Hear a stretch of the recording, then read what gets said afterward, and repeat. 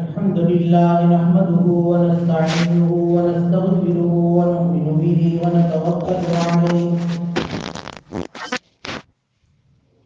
ونعوذ بالله من شرور أنفسنا ومن سيئات أعمالنا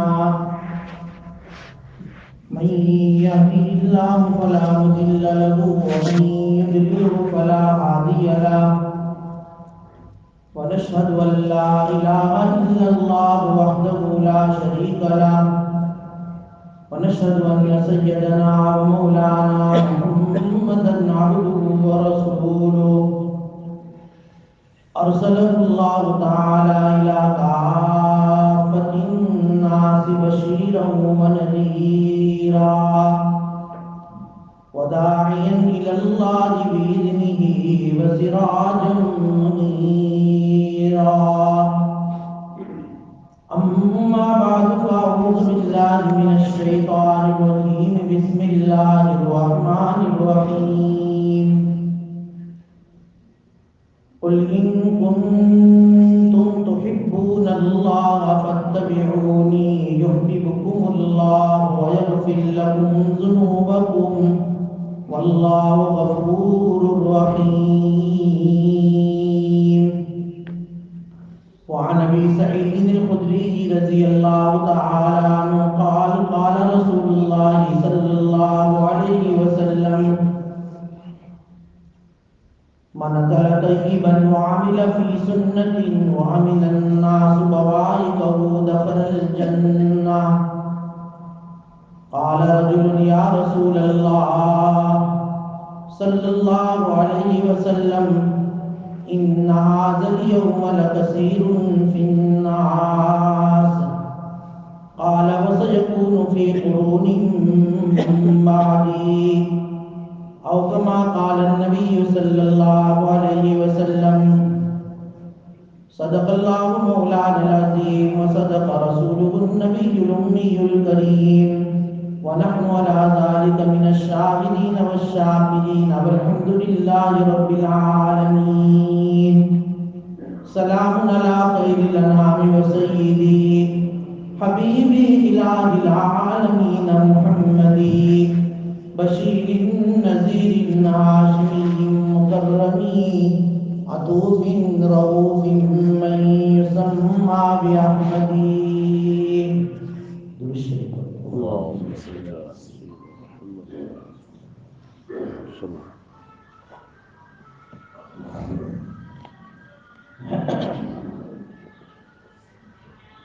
واجب الاحترام بزرگوں،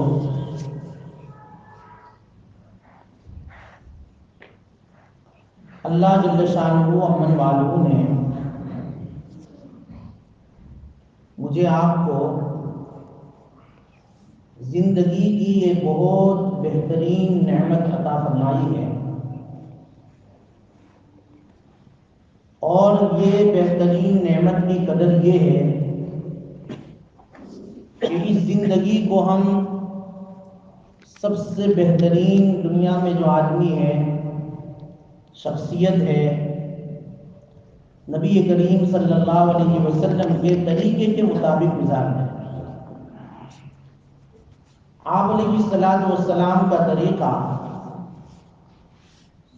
یہ اللہ سبحانہ و تعالیٰ کو سب سے زیادہ پسند طریقہ ہے،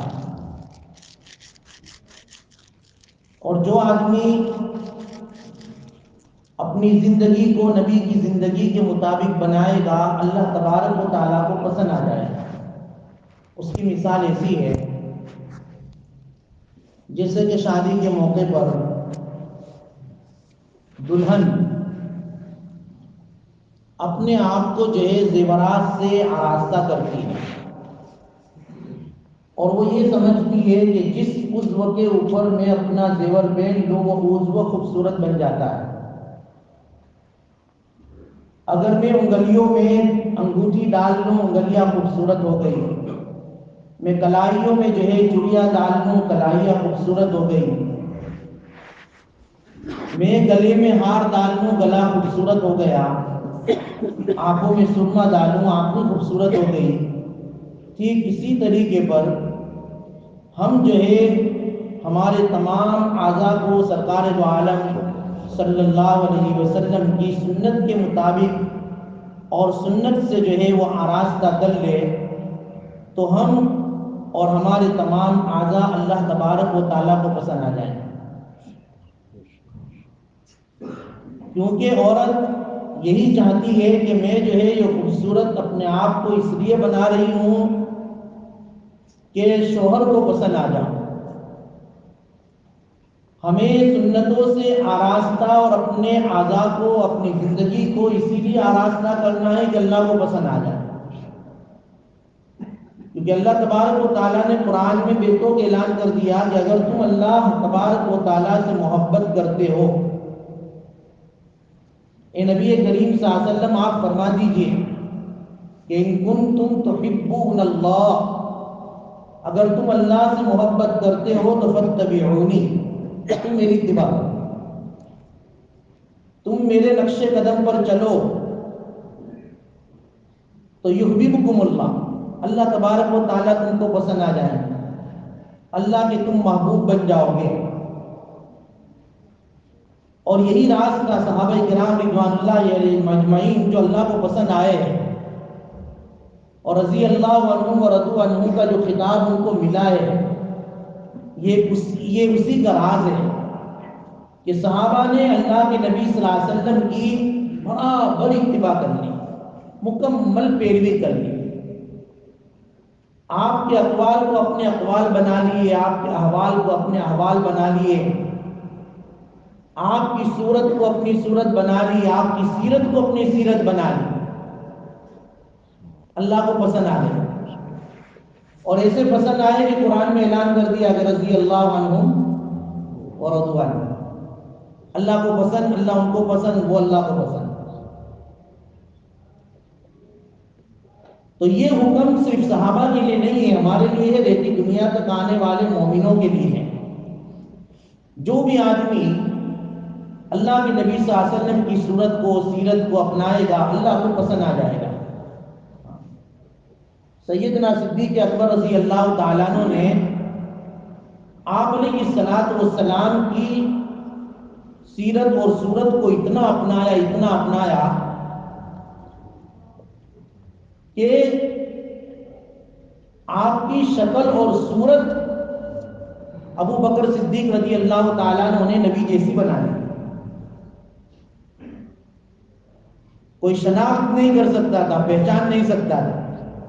ہجرت کا موقع ہے، اللہ کے نبی صلی اللہ علیہ وسلم بھی ساتھ میں چلے ہیں، ابو بکر بھی ساتھ میں چلے ہیں. پورا واقعہ ہجرت کا آپ کو معلوم ہے. جب مدینہ منورہ میں انٹر ہوئے، سب سے پہلے قباء میں پہنچے. یہاں پر صحابہ اللہ کے نبی کے استقبال میں موجود تھے، منتظر تھے. قباء میں آئے، سب سے پہلے قیام قباء میں کیا. ابھی مدینہ کے جو ہے محلے میں داخل نہیں ہوئے تھے، قباء میں آئے. جب یہ دو ساتھی آئے تو ان جو ہے مدینہ والوں نے، قباء والوں نے دیکھا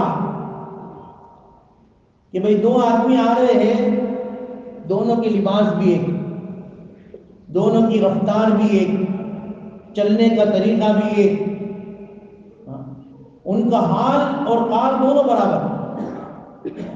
شناخت نہیں کر سکے، پہچان نہیں سکے کہ کون اصل ہے اور کون نقل ہے. استقبال میں گئے، تمام کے تمام جو ہے حضرت ابوبکر کے ہاتھ ملانے لگے، مصافحہ کرنے لگے. کیوں؟ ابوبکر کو نبی سمجھ بیٹھے. حضرت ابوبکر رضی اللہ تعالیٰ عنہ بھی اتنے سمجھدار تھے، رفیق دار تھے، نبی کے جو ہے رازدار تھے، ہمراز تھے. اور یہ سمجھا کہ بھئی ابھی نبی تھکے ہوئے ہیں، اگر میں کہہ دوں گا کہ نبی یہ ہے، لوگ ان کے ساتھ مصافحہ کرنے لگیں گے، میرے نبی کو اور زیادہ تکلیف ہوگی. اس لیے وہ بھی مصافحہ کرنے لگے، سب سے مصافحہ کرنے لگے. تمام مجمع نے مصافحہ کر لیا. کتابوں میں لکھا ہے کہ جب سورج ابھی جو ہے اب نکلا ہے، رات کا وقت تھا، صبح صادق ہوئی، جب سورج نے جو ہے اپنی جوانی بتائی اور اس کی کرنیں سرکار دو عالم صلی اللہ علیہ وسلم کے رخسار مبارک کو جو ہے بوسہ دینے لگی، فوراً ابو بکر رضی اللہ تعالیٰ عنہ نے اپنی چادر نکالی اور نبی کریم صلی اللہ علیہ وسلم کے اوپر سایہ دے کر کھڑے ہو گئے۔ تب جو ہے لوگوں نے دیکھا ہو کہ امام کون ہے اور مقتدی کون ہے، تب پتہ چلا کہ نبی کون ہے، امتی کون ہے، تب پتہ چلا کہ اصل کون ہے، نقل کون ہے، تب پتہ چلا۔ مطلب یہ کہ صحابہ نے اپنے آپ کو نبی کی شکل میں اتنا متشکل کیا تھا کہ لوگوں کو پہچاننا مشکل ہو گیا تھا۔ اسی لیے صحابہ کے مجمع میں سرکار دو عالم صلی اللہ علیہ وسلم تشریف فرما ہوتے تھے اور باہر سے کوئی آتا تھا تو ان کو پوچھنا پڑتا تھا من منکم محمد، بھائی اس مجمع میں محمد کون ہے؟ یہ پوچھنے کی نوبت کیوں آئی؟ اللہ محدثین کو جزائے خیر عطا فرمائے، وہ اسی لیے آئی کہ تمام صحابہ نے اللہ کے نبی کے لباس کو اپنا لباس بنایا تھا، تمام صحابہ نے اللہ کے نبی کی شکل کو اپنی شکل بنائی تھی، ہر ایک کا قول، ہر ایک کا عمل، ہر ایک کا حال شکل و صورت کے اعتبار سے نبی جیسا بن چکا تھا۔ اس لیے صحابہ کو پوچھنا پڑتا تھا، آنے والے مہمان کو پوچھنا پڑتا تھا کہ تم میں نبی محمد کون ہے؟ اللہ میں معاف فرمائے۔ اشارے میں سمجھنا آپ سمجھ گئے ہوں گے کہ ہم نے جو ہے ابھی تو ظاہری شکل و صورت نبی جیسی نہیں بنائی، نبی کے ماننے والے ہم، اور پھر وہ صرف ظاہری شکل و صورت ہی نہیں بناتے تھے، ہمارا ان کے لباس، ان کی شکل وہ تو اللہ کے نبی جیسی تھی ہی تھی، سیرت بھی ایسی تھی، صرف صورت نہیں۔ آپ علیہ الصلوۃ والسلام جب ہجرت کر کے آپ علیہ الصلوۃ والسلام پر جب جو ہے پہلی وحی آئی، حضرت جبرائیل علیہ السلام آئے، اپنے سینے سے دبایا اور جو ہے اللہ کا پیغام آپ کے سینے میں اتارا۔ آپ علیہ السلام فطری طور پر ڈر گئے، دوڑتے ہوئے اپنی بیوی کے پاس پہنچ گئے اور کہا زملونی زملونی، جلدی سے مجھے کپڑا ہو، چادر اڑا۔ حضرت خدیجہ رضی اللہ تعالیٰ نے جو عمل کیا وہ ہمارے سامنے ہے۔ حضرت خدیجہ رضی اللہ تعالیٰ نے بہت ہی سمجھدار عورت تھی، کہ کیا ہوا میرے سرکار کو، کیا ہوا؟ اللہ کے نبی صلی اللہ علیہ وسلم نے فرمایا خشیت علی نفسی، خدیجہ مجھے اپنی ذات پر جو ہے خوف محسوس ہو رہا ہے کہ میری جان نکل جائے گی، خشیت علی نفسی۔ حضرت خدیجہ رضی اللہ تعالی عنہا نے کیا کہا؟ کلا ڈونٹ وری، ہرگز ایسا نہیں ہو سکتا، انک لتصل الرحم، کہ اللہ کے نبی آپ تو صلہ رحمی کرتے ہو، رشتہ داروں کے ساتھ کتنا اچھا سلوک کرتے ہو، آپ کیسے جو ہے ہلاک ہو سکتے ہو؟ انک لتصل الرحم، آپ تو رشتہ داروں کے ساتھ اچھا سلوک کرتے ہو، وتحمل الکل، ارے لوگوں کے بوجھ اپنے کندھوں پر اٹھا لیتے ہو، حالانکہ کوئی پہچان والا بھی نہیں ہوتا ہے، بس دیکھا کوئی ضعیف ٹھیلی اٹھا رہا ہے، آپ نے اس کی ٹھیلی لے لی۔ وتحمل الکل، آپ تو لوگوں کے بوجھ اٹھاتے ہو، وتقسم المعدوم، اور معاشرے میں محلے میں جو بیچارہ غریب ہے، جن کے پاس کھانے پینے کو کچھ نہیں ہے، اے میرے سرکار آپ تو کما کر خود کھلاتے ہو، مانگ کر نہیں کہ بھئی کسی کے پاس سے مانگا اور دے دیا، نہیں، وتقسم المعدوم، خود مزدوری کرتے ہو، کماتے ہو اور کما کر اس کا جو ہے جو بیچارے مجبور ہے، لاچار ہے، ان کو دیتے ہو، تقسم المعدوم۔ حدیث کے الفاظ پر غور کرو، آپ کما کر ان کی حاجت پوری کرتے ہیں۔ وَتُقْرِئُ الضَّيْفَ، آپ کے گھر پر آنے والا مہمان کبھی خالی ہاتھ نہیں جاتا، آپ تو مہمانوں کی مہمان نوازی کرتے ہو۔ وَتُعِينُ عَلَى نَوَائِبِ الْحَقِّ، اور آپ تو نیک کاموں میں معاونت کرتے ہو، جتنے بھی نیک کام ہیں اس میں معاونت کرتے ہو، ساتھ دیتے ہو۔ مَا يُخْزِيكَ اللَّهُ أَبَدًا، سرکار آپ کبھی بھی رسوا نہیں ہو سکتے، ہلاک نہیں ہو سکتے، کبھی بھی ایسا نہیں ہو سکتا، آپ فکر مت کریں، آپ کو کچھ نہیں ہوگا۔ یہ تسلی دینے والی عورت کے جو ہے تکلیف میں، پریشانی میں، یہ چند جو ہے کلمات شوہر کے لیے بہت تسلی بخش ہوا کرتے ہیں۔ اگر عورت جو ہے سمجھدار ہو تو وہ اپنے شوہر کو اس طرح کی جو ہے تسلی دیتی ہے، اور نہ سمجھ ہو تو اس کی تکلیف میں اور اضافہ کرتی ہے۔ کیسے پتی بیچارہ ویسے ہی لوٹ چھوڑ دے۔ یہاں تو جو ہے تسلی کے کلمات کہے جا رہے ہیں، ان کی صفات گنوائی جا رہی ہیں۔ ابھی ابو بکر صدیق رضی اللہ عنہ کی سیرت کی تھی، دیکھو صورت میں بھی اپنے آپ کو ڈھالا تھا، سیرت میں بھی ڈھالا کہ حضرت ابو بکر صدیق رضی اللہ تعالیٰ عنہ نے ایک مرتبہ اللہ کے نبی سے اجازت مانگی، یا رسول اللہ اجازت دو حبشہ چلے جاؤں ہجرت کر کے۔ اللہ کے نبی نے ہجرت کی اجازت دے دی۔ یہ مدینہ میں ہجرت سے پہلے کا واقعہ ہے، وہ نکلے ہجرت کرنے کے لیے۔ مکہ کے باہر ایک کافر ملا، کافر ابن دگلنا، بڑا واقعہ لکھا ہے۔ ابن دگلنا نے دیکھا کہ ابو بکر رضی اللہ تعالیٰ نے سارا ساز و سامان لے کر جا رہے ہیں۔ ابو بکر کہاں جا رہے ہو، کہاں کا ارادہ ہے؟ انہوں نے کہا کہ بھئی میں اب یہ مکہ چھوڑ کر جا رہا ہوں، کیونکہ مکہ میں لوگ بہت پریشان کرتے ہیں، اب مجھے یہاں نہیں رہنا ہے، حبشہ جا رہا ہوں، حبشہ اپنا وطن بناؤں گا، وہاں رہوں گا۔ ابن دگلنا نے کیا کہا، وہ کافر ہے، ابھی مومن مسلمان نہیں، وہ کافر اور مسلم جو ہے کافر ہے، لیکن ابو بکر کو یہ کہہ رہا ہے کہ اللہ نہیں، آپ جیسا آدمی مکہ چھوڑ کر جائے یہ ہمارے لیے بہت بڑی بدقسمتی ہے، آپ نہیں جا سکتے، میں آپ کا کفیل بن رہا ہوں، آپ کیسے جا سکتے ہو؟ ارے آپ کیسی شخصیت ہو، انک لتصل الرحیم وتحمل الکل وتکسب المعدوم وتقرب الضیف وتعین علی نوائب الحق، آپ تو ایسے آدمی، دیکھو وہی صفات، وہی اعمال جو حضرت خدیجہ نے نبی کریم صلی اللہ علیہ وسلم کو گنوائے تھے کہ آپ تو صلہ رحمی کرنے والے، آپ تو بوجھ کو اٹھانے والے، آپ تو جو ہے غریبوں کی مدد کرنے والے، آپ نیک کاموں میں معاونت کرنے والے، آپ ہماری بستی کو چھوڑ کر کیسے جا سکتے ہو؟ تو صرف صورت بنا لینے سے بھی ہم نبی کے سچے عاشق نہیں بن جاتے۔ صورت بھی بنائی تھی صحابہ نے اور سیرت بھی بنائی تھی، تب جا کر اللہ کو پسند آئے تھے اور رضی اللہ عنہم ورضوا عنہ کا خطاب ملا تھا۔ صحابہ کی زندگیوں کو اٹھا کر دیکھیے، ایک صحابی نمونہ ہے، سیمپل ہے۔ لقد کان لکم فی رسول اللہ اسوۃ حسنہ، کہا ہے اللہ نے کہ اللہ تبارک و تعالیٰ فرماتے ہیں کہ اللہ کے رسول کی سیرت اور زندگی میں نمونہ ہے، نمونہ سیمپل ہے جو ہم نے تم کو دیا ہے، اس جیسا جو ہے اپنے آپ کو بنا کر لاؤ گے، اللہ کے یہاں مقبول اور جو ہے راضی اللہ ہوں گے۔ ارے دنیا کے اندر ہم جب ایک درجی کے پاس جاتے ہیں اور اپنا جو ہے کوٹی ہے یا جھبا ہے، جب اس کو جو ہے سلانے کے لیے دیتے ہیں تو ایک ناپ دیتے ہیں، ایک نمونہ اور سیمپل دیتے ہیں کہ بھئی اس کے مطابق میری کوٹی بنانا ہے یا اس کے مطابق میرا جھبا بنانا ہے۔ اگر وہ جو ہے ٹیلر تمہارے دیے ہوئے اس سیمپل کے مطابق نہ بنائے، کبھی ایک اینچ چھوٹی کر دے یا بڑی کر دے، یا ایک اینچ جو ہے ڈھیلی کر دے یا فٹ کر دے، تو تم اس کو نہیں چلاتے، بلکہ تم کہتے ہو کہ تم نے میرا کپڑا بگاڑ دیا، ضائع کر دیا، نقصان کر دیا، اور اس کو تم جو ہے ہاتھ میں نہیں لیتے ہو۔ کیوں کہ جو نمونہ، جو سیمپل میں نے تم کو دیا تھا اس کے مطابق تم نے یہ کام نہیں کیا ہے، مجھے پسند نہیں، لو بھائی تم اپنے پاس رکھو۔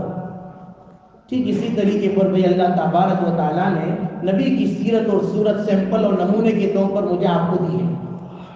اگر ہم نبی کے سمپل اور طریقے کے مطابق زندگی گزار کر اللہ کے پاس نہیں گئے اور اللہ تبارک و تعالیٰ اگر یوں کہہ دے کہ جا مجھے تجھے پسند نہیں، تو نے اپنی صورت اور اپنی سیرت کو نبی کے مطابق بنا کر نہیں لایا، اب اس وقت کیا جواب دیں گے؟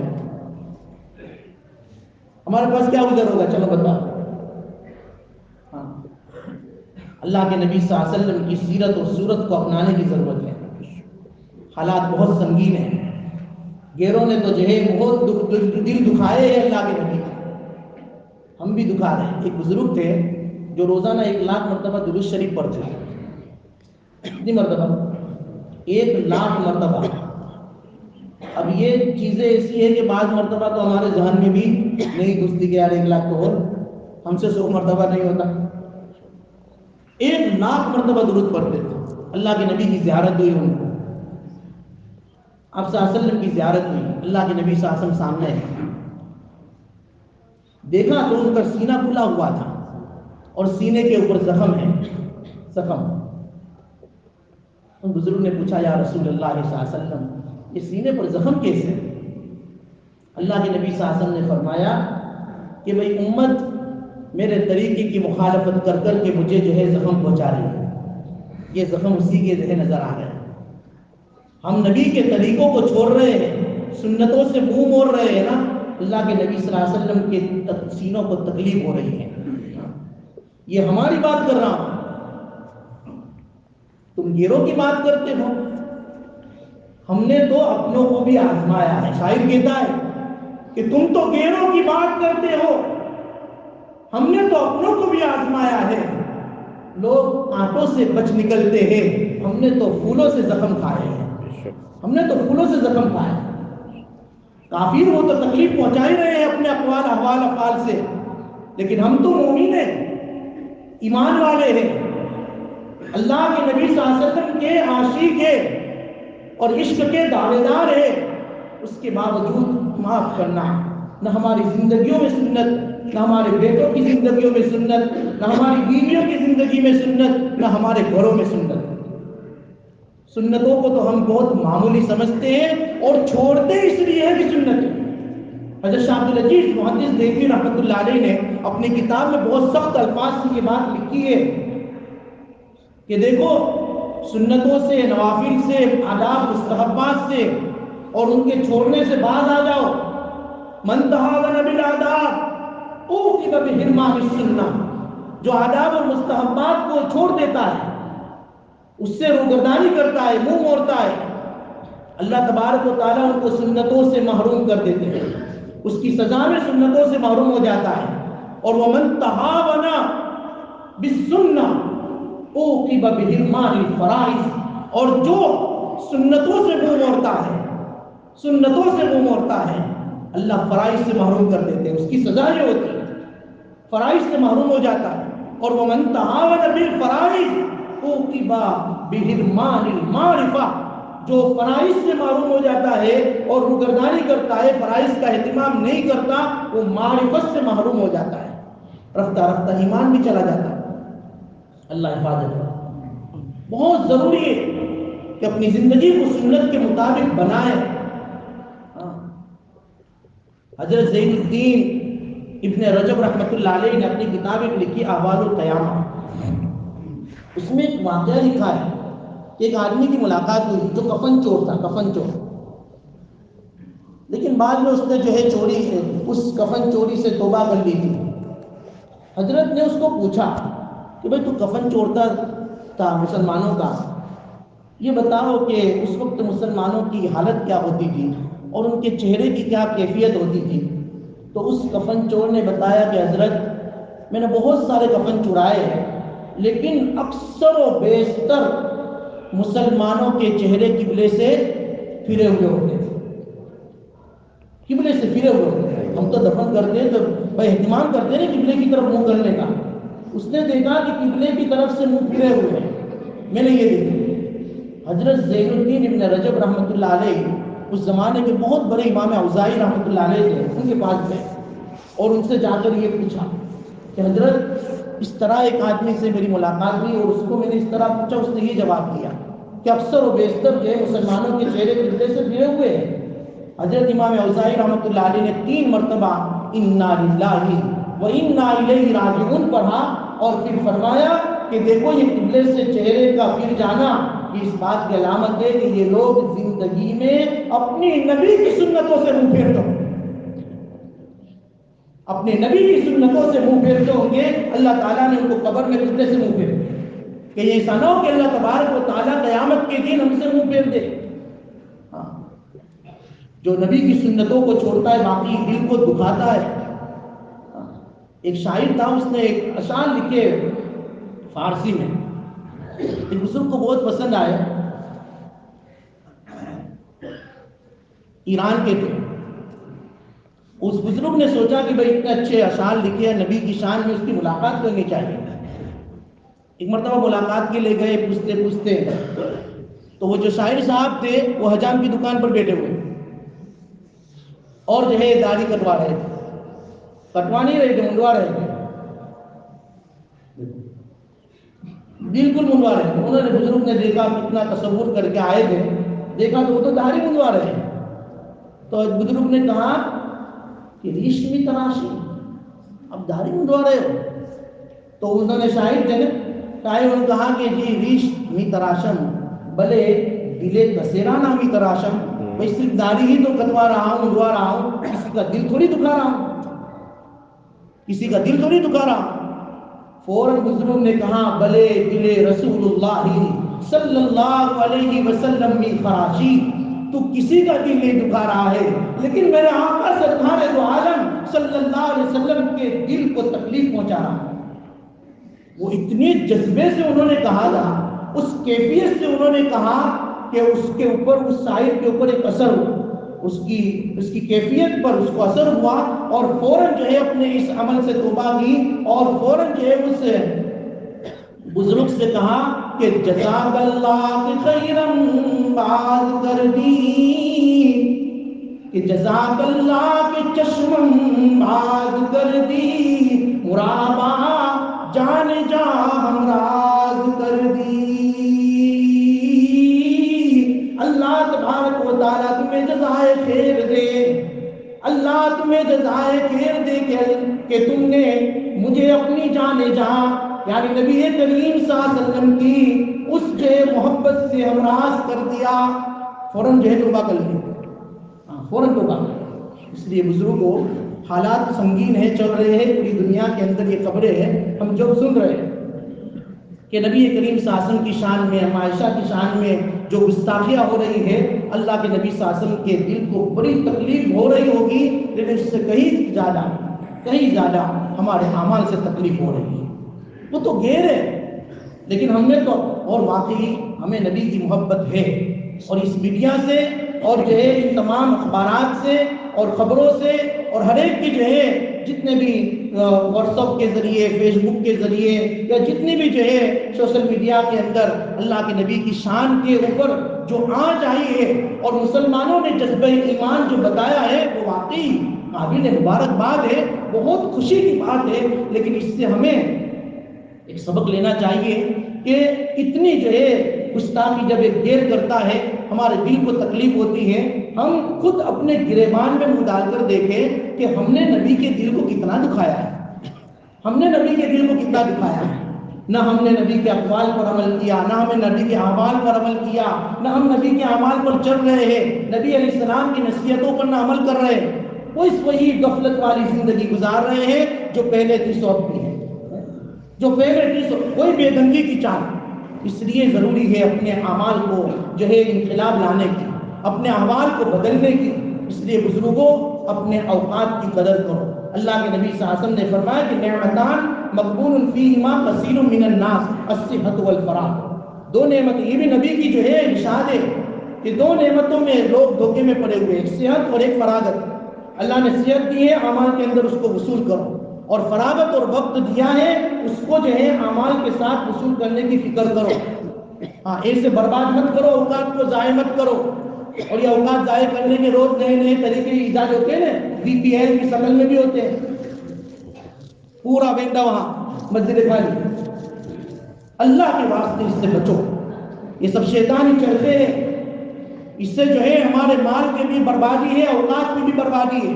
یہ بہت ذمہ داری کے ساتھ کہہ رہا ہوں، منبر رسول پر بیٹھ کر اپنی ذمہ داری کے ساتھ کہہ رہا ہوں کہ اس سے باز آ جاؤ، ایسے اپنے اوقات کو، اپنے مالوں کو ضائع نہ کرو۔ اللہ تعالیٰ نے صحت دی ہے، اس صحت کو اس طرح برباد مت کرو۔ اللہ نے مال دیا ہے، اس مال کو ایسا ضائع مت کرو۔